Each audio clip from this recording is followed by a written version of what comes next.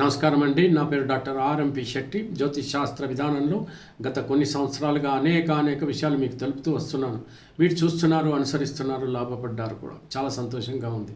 అయితే ఇప్పుడు నేను చెప్పేటువంటి ఒక ముఖ్యమైనటువంటి విశేషం ఏమిటంటే, సింహరాశి వారికి డిసెంబర్ మాసం మరి 2024 సంవత్సరం మాస ఫలితం అంటే గోచార ఫలితం ఎలాగుంటుందో వివరిస్తున్నాను, జాగ్రత్తగా వినండి.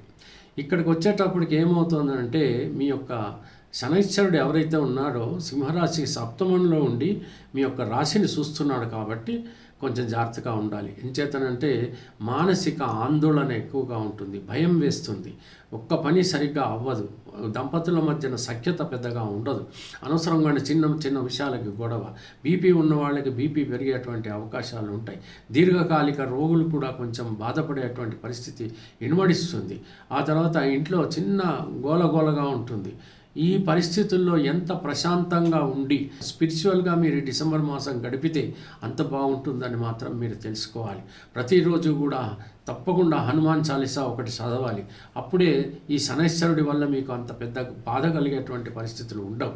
మరొక విషయం ఏంటంటే, మరి ఆదిత్య హృదయం కూడా దయచేసి చదవండి. మూడోది ఏంటంటే, వీలైతే మహామృత్యుంజయ మంత్రం కూడా చదవటం అనేటువంటిది మంచిది.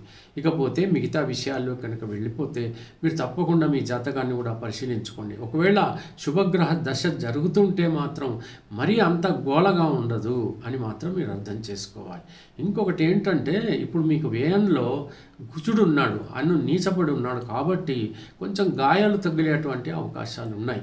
ఎట్టి పరిస్థితుల్లోనూ మీరు ఎంత జాగ్రత్తగా ఉంటే ఆ విషయంలో అంత మంచిది. చిన్న గాయాలు కూడా మిమ్మల్ని ఎన్నో నెలలు బాధ పెట్టేటువంటి పరిస్థితులు ఏర్పడతాయి. దూర ప్రయాణాలు చేస్తుంటారు, లేకపోతే ఏదైనా కారణం కావచ్చు, ఉద్యోగరీత్యా ప్రయాణమో, లేకపోతే శుభకార్యాల రీత్యా ప్రయాణమో, లేకపోతే తీర్థయాత్రల రీత్యా ప్రయాణమో, ఏదో ఒక రకంగా మీరు ప్రయాణాలు చేస్తున్నప్పుడు కొంచెం గాయాలు తగలకుండా ఉండండి. ఇంట్లో కూడా ఎలక్ట్రిసిటీ వల్లనో, గ్యాస్ స్టవ్ దగ్గర, లేకపోతే షేవింగ్ చేస్తున్నప్పుడు, ఇలాగా మనం కత్తులతో పని చేసుకుంటున్నప్పుడు, మరి ఏదైనా హార్డ్ వర్క్ చేసేటువంటి వాళ్ళు వీళ్ళందరూ కూడా కొంచెం గాయపడకుండా జాగ్రత్తగా ఉండటం అనేటువంటిది మంచిది. ఫైర్ సర్వీసెస్ వాళ్ళు, పోలీస్ వాళ్ళు, ఆ తర్వాత ఇతరత్ర ఎవరైనా సెక్యూరిటీ వాళ్ళు, వీళ్ళందరూ కూడా చాలా జాగ్రత్తగానే ఉండాలి. అనవసరంగా ఏదైనా దెబ్బలు తగిలేటువంటి అవకాశాలు కనబడుతున్నాయి. రాజకీయ నాయకులు మాత్రం దయచేసి చాలా ప్రశాంతంగా ఉండడానికే ప్రయత్నం చేయండి. లేకపోతే మాత్రం అనవసరమైనటువంటి గొడవలు వచ్చి మీరు చాలా ముందుకు పోయేటువంటి అవకాశాలు మీకు ఉండవు. కాబట్టి జాగ్రత్త, పదవులు పోయేటువంటి అవకాశాలు కూడా ఉంటాయి. ఇది ఏంటంటే, సప్తమ శనైశ్వరుడు ఎట్టి పరిస్థితుల్లో మనిషిని అతలాకుతలం చేస్తాడు. ఇక్కడేమో మీకు చంద్రుడు ఉన్నాడు, అక్కడేమో సప్తమంలో చంద్రుడు ఎవరు, మీకు వ్యయాధిపతి, అక్కడేమో శనైశ్వరుడు, ఇక్కడ ఈ వ్యయాధిపతిని చూడటం. అప్పుడు మీ పరిస్థితిలో ఉండే ఖర్చులు కూడా చాలా ఎక్కువగానే అవుతాయి. ఒక్కొక్కసారి వ్యర్థంగా ఖర్చులు అయిపోతూ ఉంటాయి.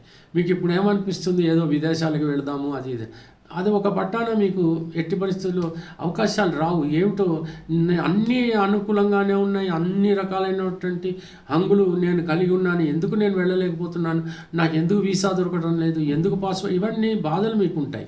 కానీ రాబోయే కాలంలో కొంతకాలం వెయిట్ చేయండి.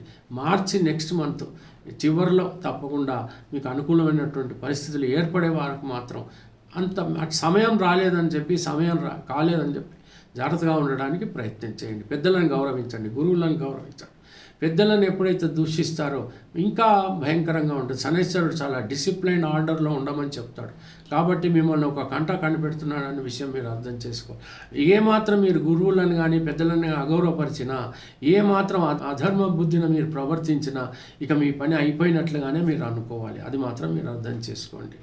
ఇకపోతే ఇక మిగతా విషయాలు, ఏదైనా ఇల్లు కొనుక్కోవాలి అనుకుంటే తప్పకుండా అవకాశాలు కూడా ఉన్నాయి. ఆ తర్వాత ఏదైనా మార్కెటింగ్ రంగంలో ఉన్నటువంటి వాళ్ళకి బిజినెస్ బాగానే సాగుతుంది. బిజినెస్ వాళ్ళందరికీ కూడా బాగానే ఉంది, ఏమాత్రం ఇబ్బంది లేదు. అయితే ఏంటంటే, ఇక్కడ రవి బుధులు ఇద్దరు కూడా ఉన్నారు. చాలా తెలివిగా మీరు మార్కెటింగ్ చేసేటువంటి అవకాశాలు మాత్రం ఉన్నాయి. ప్రభుత్వ రంగంలో ఉన్నటువంటి వాళ్ళకి ఏదైనా ఇంక్రిమెంట్స్ లేకపోతే ప్రమోషన్స్ దొరికేటువంటి పరిస్థితులు కూడా కనబడుతున్నాయి. ఇకపోతే ట్రాన్స్ఫర్లు అయ్యేటువంటి అవకాశం కూడా ఉన్నాయి. కానీ మంచి సీటుకే వెళ్ళేటువంటి పరిస్థితులు ఏర్పడతాయి. ఇక మరి ఏదైనా ప్రొఫెషన్ రంగంలో ఉన్నటువంటి వాళ్ళు ఉంటారు, వాళ్ళకి పర్వాలేదు. కాకపోతే అత్యాశకు పోయి ఆ ధనం ఎక్కువ సంపాదించాలని చెప్పి అనవసరంగా పప్పులో కాలేయద్దు, నిందలకి మీరు గురి అయ్యేటువంటి పరిస్థితులు ఏర్పడతాయి. ఈ మాసం అంతా ఏదేమైనప్పటికీ డిసెంబర్ మాసం అంతా కూడా ఎంత జాగ్రత్తగా ఉంటే మీకు అంత మంచిది. తెలిసిందంటే జాగ్రత్త. ఉంటాను. నమస్కారం.